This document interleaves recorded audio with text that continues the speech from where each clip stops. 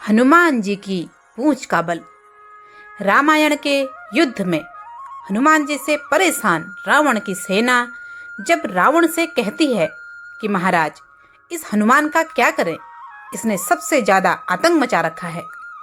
रावण ने अपनी सेना से कहा कि यह हनुमान को सबसे पहले मारो, तभी हम युद्ध जीत पाएंगे। अगर हनुमान नहीं रहा तो हमारी जीत तय है। रावण ने आज के युद्ध में अपनी पूरी सेना को सिर्फ हनुमान जी से लड़ने के लिए भेजा। एक से एक महाबली राक्षस हनुमान जी के पास लड़ने जाते हैं। उनमें से 2-4 ही वापस आते हैं और रावण उनसे पूछता है कि बाकी की सेना कहाँ है। तब राक्षसों ने बताया कि उसके सामने तो 2 मिनट भी कोई टिक नहीं पा रहा है। वह हाथी घोड़ों को उठाकर दोनों को आपस में ऐसे पटक रहा है मानो मिट्टी के खिलौने हों। हाथी घोड़े भी पानी नहीं मांग रहे हैं और हाथियों को उठाकर हमारी सेना की तरफ फेंक रहा है और सब चकनाचूर हो जाता है। तब रावण ने कहा कि एक काम करो, आगे से ना जाकर पीछे से वार करो। तब एक सैनिक बोला, महाराज, जो आगे से जा रहा है वो तो 2 मिनट तब भी टिक पा रहा है, लेकिन जो पीछे से जा रहा है वो तो 1 सेकंड भी नहीं टिक पा रहा। हनुमान उसको अपनी पूंछ में लपेटकर कोसों दूर फेंक देता है। अब रावण बहुत चिंतित हुआ और सोचने लगा कि अब क्या किया जाए। रामायण का युद्ध जब अपने अंतिम चरण में आ चुका था और रावण ने देखा कि हमारी पराजय निश्चित है, तो उसने 1000 अमर राक्षसों को बुलाकर रणभूमि में भेजने का आदेश दिया। ये ऐसे राक्षस थे जिनको काल भी नहीं खा सकता था, यानी ये राक्षस अमर थे।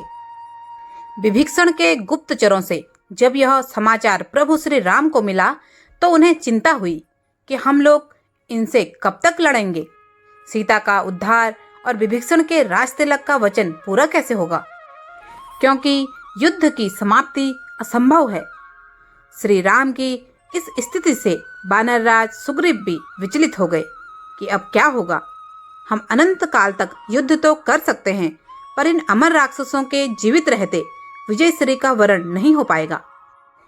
अंजना नंदन हनुमान जी आकर महाराज सुग्रीव सहित श्री राम को चिंतित देखकर बोले, प्रभु, क्या बात है, इस चिंता का कारण।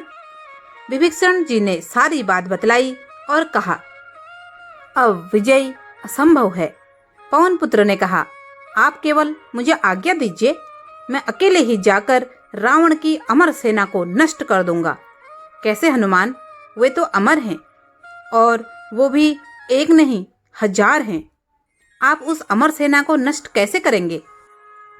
मुझे भी माता सीता ने अमरता का वरदान दिया है और मेरे प्रभु श्री राम की कृपा है मुझ पर। आज्ञा दीजिए प्रभु। हनुमान जी ने भगवान श्री राम को प्रणाम किया और भगवान श्री राम ने उन्हें मुस्कुराते हुए हाथ उठाकर जाने की आज्ञा दे दी। युद्ध प्रारंभ हुआ और रावण की अमर सेना के 1000 सैनिक पूरी ताकत से वानर सेना पर टूट पड़े। कोई अस्त्र, कोई शस्त्र उन्हें मार नहीं सकता था, काट नहीं सकता था। उनका आतंक अपने चरम पर था कि हनुमान जी उनके सामने आकर खड़े हो गए और सोचने लगे कि उनके साथ युद्ध करने का कोई लाभ नहीं, क्योंकि ये मरने वाले तो हैं नहीं, ये तो अमर हैं। इनके साथ युद्ध करना मतलब समय नष्ट करने जैसा है। हनुमान जी कुछ देर सोचते हैं और भीषण संग्राम छिड़ जाता है। भगवान राम के शिविर में इस पर गहन चिंतन हो रहा था कि हनुमान जी कैसे राक्षसों की उस अमर सेना से निपटेंगे। यह गहन चिंतन अभी समाप्त भी नहीं हुआ कि हनुमान जी वहां आ पहुंचे। विभीषण और सुग्रीव आश्चर्यचकित हुए। उन्होंने एक स्वर में पूछा, क्या हुआ महाबली हनुमान, आप इतनी जल्दी वापस आ गए। जी हाँ महाराज, मैं उन राक्षसों को उनके लोग पहुंचाकर वापस आ गया हूँ। अब हमारी विजय निष्कंटक है। विभीषण बोले, पर वे तो अमर थे हनुमान जी। हाँ, वे अभी भी अमर ही हैं। मैं उन्हें जीवित ही ऊपर भेजाया हूँ। ऐसा कहकर हनुमान जी ने अपनी पूंछ बढ़ाई और बताया, मैंने उन्हें अपनी पूंछ में लपेटकर ऊपर आसमान की ओर फेंक दिया है और वे पृथ्वी के गुरुत्वाकर्षण की सीमाओं से बाहर जा चुके हैं। इस प्रकार वे हमेशा जीवित रहेंगे, पर कभी नीचे नहीं आ पाएंगे। फिर प्रभु श्री राम की ओर देखकर कहा, हे प्रभु, रावण को अब आप शीघ्रातिशीघ्र ऊपर भेजने की कृपा करें, जिससे माता जानकी का आपसे मिलन और महाराज विभीषण का राज सिंहासन हो सके। और पवन पुत्र को उठाकर प्रभु ने गले लगा लिया। वे धन्य हो गए अविरल भक्ति का वर पाकर, और श्री राम उनके ऋणी बन गए। उधर रावण आज बहुत खुश था कि अमर सेना का कोई कुछ नहीं बिगाड़ सकता, आज तो जीत पक्की है। रावण अपने सैनिकों से पूछता है कि कैसा रहा आज का युद्ध। तो रावण के सैनिक बोलते हैं कि अमर सेना तो गई। रावण, गई मतलब कहाँ गई?